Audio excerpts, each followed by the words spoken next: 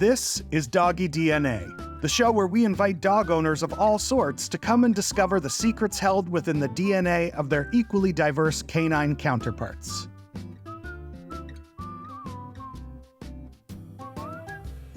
Be prepared for surprises as we reveal their DNA results to learn about their lineage and provide a historical context for their individual behaviors, personalities, and abilities.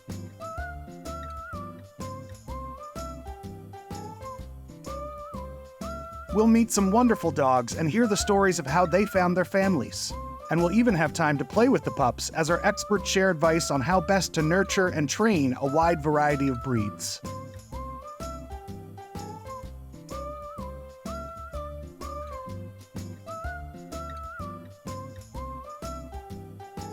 So sit, stay, and let's get to know humanity's furry best friend with Doggy DNA. Prepare to be surprised by Hector, a dog full of unexpected delights and hidden talents. I love that Hector is very silly, very goofy. Learn from Bane. His impressive skills combined with his eagerness to please make him a fascinating companion. He has definitely helped me to kind of find where I am and my confidence. Finally, meet Luther, a dog full of surprises whose unexpected tricks will surely keep you on your toes. Luther means a lot to me. He is a joy in my life.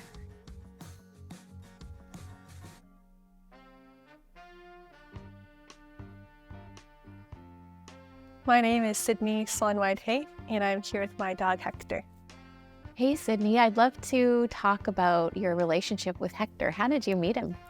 We discovered Hector's rescue on social media, and when we saw a litter with goofy dogs like Hector, we decided that would be a good time to apply. And so they have a lot of footage where you can see really the personality of the dogs, and so we could see that there was this very goofy dog. Perfect timing. Yeah. Sydney, I'm wondering about his name, Hector. Did he come with a name or did you pick it? His name at the rescue was actually Harry. Okay. And so we didn't love that. So we wanted to change it to something that was kind of similar enough where he wouldn't be super confused when we got him. So my family also really liked the history of the ship Hector. And so they like to say that that's where his name came from. Okay. Yeah. So it fit for everybody. Yeah, exactly. Awesome. And what was it like the first week when you got him home? How was the transition? It was a lot. I think just having a puppy, you're constantly worried about, is this normal? His stomach is making weird noises. Is that okay? If we don't train him out of this biting or whatever, is he going to be an aggressive, reactive dog as an adult? So I think it was pretty stressful for a lot of the time, but it was also just really rewarding. So let's talk a little bit about his personality. What are some of the things that you've come to love the most about Hector? I love that Hector is very silly, but he also, if it's just us at home, he's super cuddly and loving and friendly. Does he have any really curious things? Does he love water? Does he hate water? So with the water, he's wary of it, which I think makes sense. It's the ocean. It's kind of scary, especially being an island dog. I think he kind of knows to respect it a little bit. But he loves playing fetch. So he'll go get the ball if it's in the water, as long as it's not too far. And he's the friendliest dog I've ever seen. He's never growled at another dog. And he just always just wants to play. Well, you're here today to have a DNA profile done on Hector. Why did you want to have that done? I wanted to get a DNA profile done because I feel just knowing these pieces of his past, where he came from, would help me understand more about Hector and kind of why he is the way he is.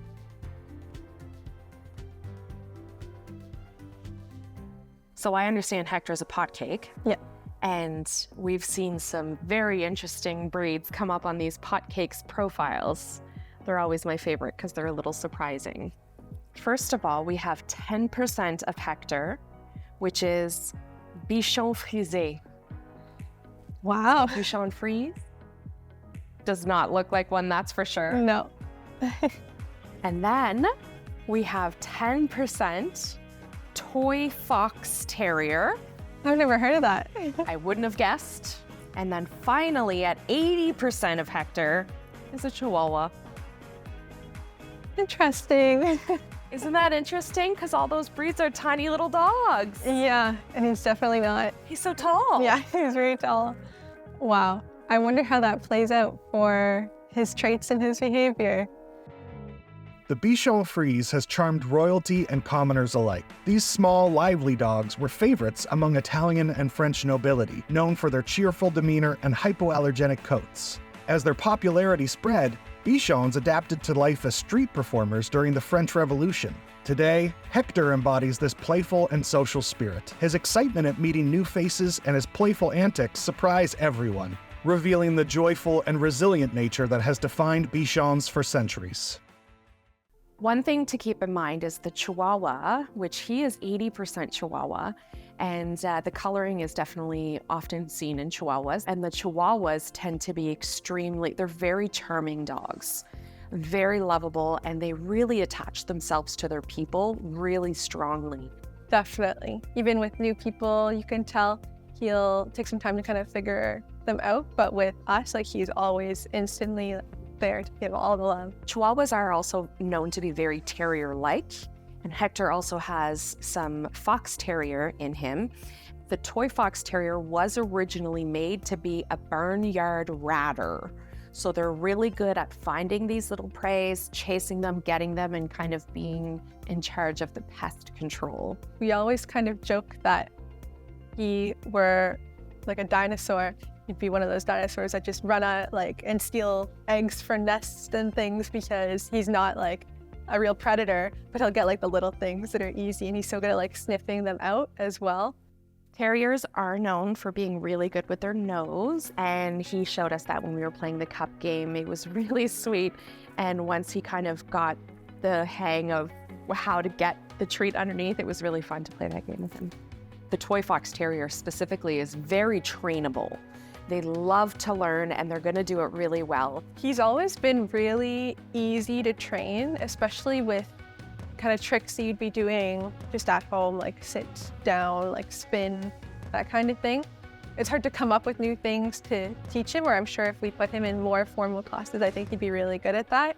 When I started working with Sydney and Hector, I was convinced that Sydney had gone through some kind of formal training of obedience or with an animal behaviorist, because she was so in tune with Hector and he listened to her so well, and all her body language was matching his body language, and it was just really cool to see that I was sure that she was trained, and she did all that herself. So I really applaud her for doing that, and you can really see how far that's taken her relationship with Hector, because they're extremely in tune with each other. Hector is my best friend. He's changed my life in a really great way.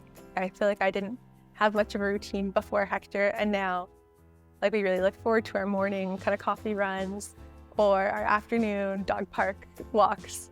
He's really like an important member of our family, and he just fits in really well, and we love having him. What's behind Bane's playful personality and gentle heart? Stay tuned as we uncover the fascinating story behind this pup's ancestors.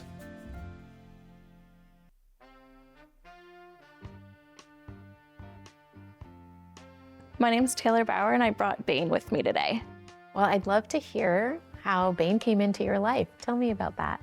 I had always wanted a shepherd. I researched a breeder and went and met them and fell in love. So Taylor, tell me what it was like when you actually saw him for the first time. So there was a choice between the two shepherds, both males, both with very similar temperaments. So I had the option between the two, and Bane had a little bit more of a blockier head, and he was more reserved, and he looked like he was already tuckered out. So I was hoping that he would be an easy guy to tucker out in the long run. I went over and I cuddled with him, and that's how I chose him. And tell me about his name. How did you pick the name Bane? I had always wanted a shepherd, and since I was little, knew I wanted to name a shepherd Bane, and that's pretty much it. Well, let's talk about Bane and his personality. What is some of the things that you've come to love the most about him in the last couple of years? My favorite things about Bane have to be the fact that he is so ready to go and do things, that he is go with the flow and always down for a challenge. And let's talk about his behaviors. Do you think he really exhibits all the typical German Shepherd behaviors? Does he love to be outside? Yes. Does he love the snow? Oh God, yes, yeah, he loves the snow. Everything right down to the demand barking that he does, and definitely knows how to get what he wants. Yeah. But yeah, he would run and run and run for hours if I let him. Yeah. And definitely like very driven. Yeah. He has a high prey drive. Okay. Very food motivated. Yes. But yeah, any sports I have ever got him to try, he just does it. And he does great. Amazing. So you're here today to have a DNA profile done on Bane. Let's talk about that. Why did you want to have that done? I wanted to get the DNA profile done just to see what kind of characteristics would be typical of a German Shepherd. What are you really hoping to like leave with today? To see what the DNA test says, like maybe his personality traits should be and all of that stuff. Yeah, just see if everything matches and lines up with the breed and He's a typical shepherd. A typical German Shepherd.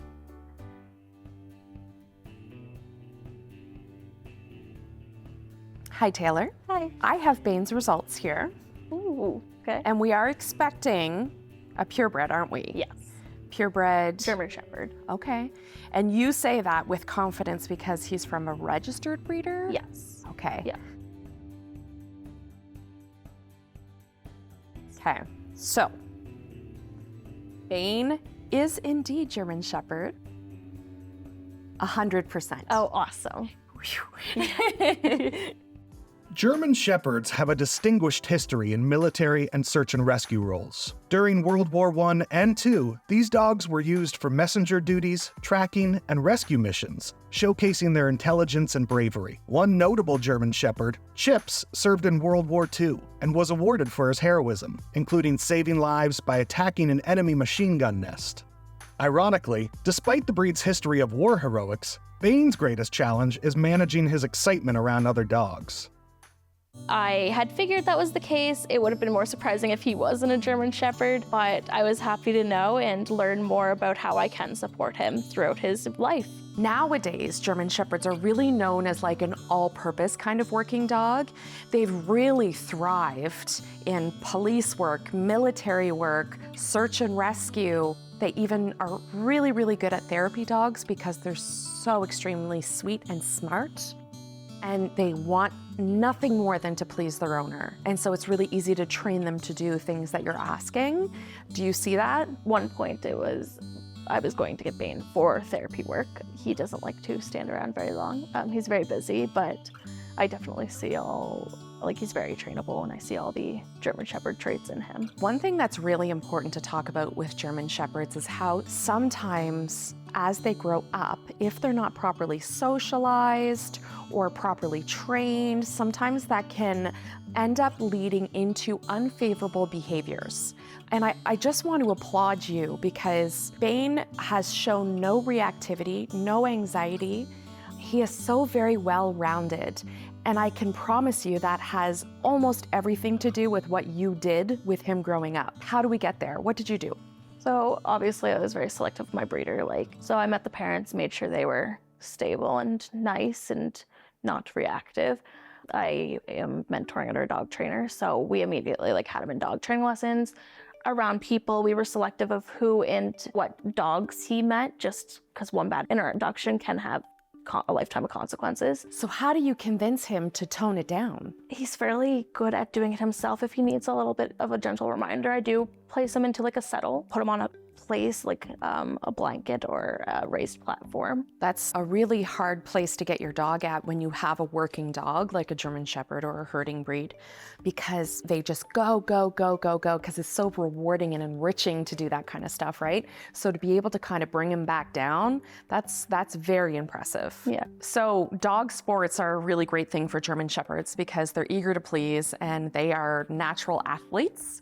Does he do any sports? Yeah, so we are training for dock diving, barn ratting. He does scent detection fairly well. We are also like training slowly for like obedience and rally obedience as well. Those are all just fantastic, and I'm sure he would thrive as a German Shepherd in all of those sports. And that just really just reinforces what I said about him being such a beautifully well-rounded dog. Bane's changed my life in a few ways. He's really opening the door to like more dog sports that I've never been into.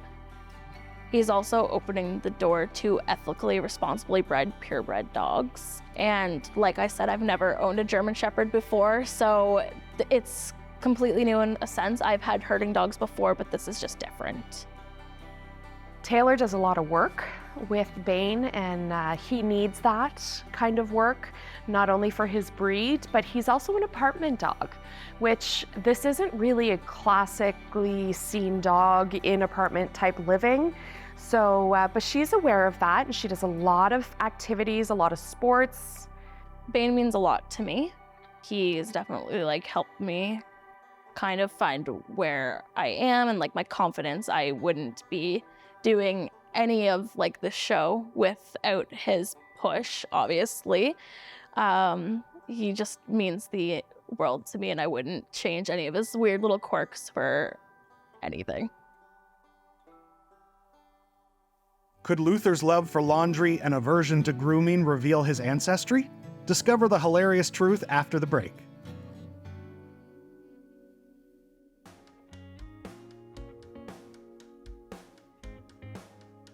My name is Heather Bailey, and I brought my dog Luther with me today. Heather, tell me about Luther. How did you meet him? Luther came into my life a few months ago. I had lost my 13-year-old dog, and I needed some more dog energy in the house. So I was checking rescue websites every day, and I saw his picture, and I knew he had to be mine. He had like a little bow tie on, and he just looked super happy. So Yeah. kind of connection instantly. And then what was it like when you saw him for real? He, a little overwhelming. He was 4 months old, and he just continuously jumped for 40 straight minutes, about shoulder height. Wow, okay. So I was like, am I ready for a puppy? Yeah.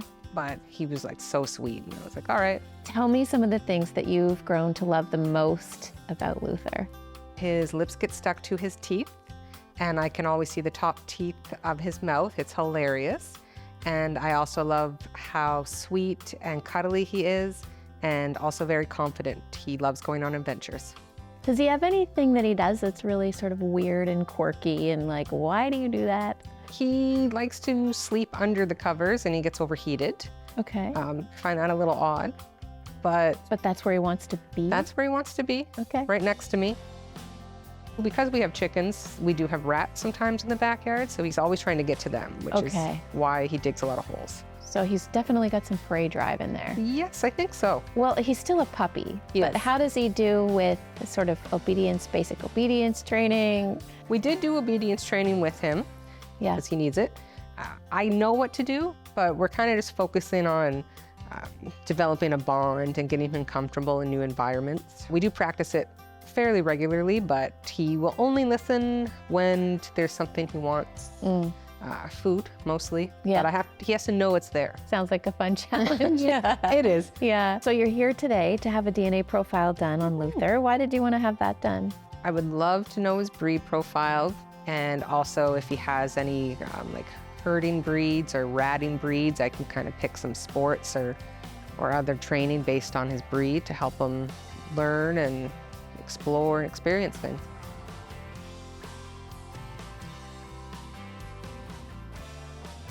I got some fun results. I'm excited to hear them. You should be excited. This is a good one. So I'm going to start with the breed that I feel. Wait, you assume something, right? Yes, I assume Jack Russell French Bulldog. Okay. Yeah. Indeed, French Bulldog. Okay. 40%. 40. Wow, okay, that's more than I thought. So that's almost half Frenchie. Yeah. Then we have 30% Pug. No, really? And then finally 30%, and this one's the craziest, Cocker Spaniel. No. In the bustling streets of ancient China, a charming breed emerged, the pug. Originally bred as companions for Chinese emperors, pugs were cherished for their affectionate nature and distinctive wrinkled faces. Their compact size and friendly disposition made them perfect lapdogs, while their keen intelligence endeared them to all who encountered them. Their journey from ancient China to homes around the world is a testament to their enduring charm and unwavering devotion, reminding us of the timeless bond between humans and their canine companions. The results were completely unexpected. I thought he had a lot more Jack Russell Terrier in him and maybe Beagle, but to find out he was a pug and Cocker Spaniel put in with a French Bulldog was completely wild to me. I heard you talk to Laura about his high prey drive. And a Cocker Spaniel will indeed have a high prey drive because they were originally made as hunting dogs. Okay. And so the other two, not so much. They don't necessarily have a hunting background. I thought he might have some hound in him. Now that I know Cocker Spaniel, that makes sense. The French Bulldog as well as the Pug, both are what's called brachycephalic. So they have kind of a smushier face. Now I did notice that he does have a little elongated snout. And I'm wondering if perhaps a little bit of that 30% Cocker Spaniel in there has helped that kind of elongate. I know there's a lot of health issues with the smush-faced dogs, so glad that Cocker Spaniel's in there. Pugs are also known for being very particular with how they like their temperature. They don't like it too cold, they don't like it too hot. That's a known fact with pugs. And so when I heard you saying that he likes to snuggle up under the blankets, I was like, pug. Yes, he gets under the covers and then he gets too hot, so he comes out of the covers, and it's a cycle ongoing all night. It disrupts my sleep, so might have to crate train him for nighttime. That is very classic of a French Bulldog. They tend to be a little, stubborn.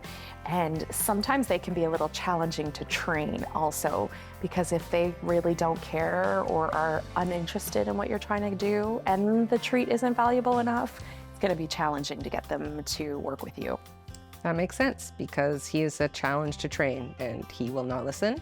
I was hoping to do agility with him because he jumps sky high, but I'll have to see if he can actually follow through the whole course. And don't not try it for sure. There are a lot of French Bulldogs that can do very well in those kind of competitions. Pugs and French Bulldogs do have similarities, a lot of them actually, and one of them is that they're both very good watchdogs. They're both known, even the Cocker Spaniel really, all three of them are known for being extremely charming. So he's got to be a charmer. He loves everyone. He's super charming for sure. It was really fun meeting Luther today. He's just a big ball of so much fun. He's lovely. French Bulldogs and Pugs do make really good watchdogs. They will alert the family if anything is not correct, and they will alert the whole family if there's something that could be potentially perceived as a threat. So he definitely has that very strongly in his genetics, and it does come through. Life with Luther is chaotic, but good.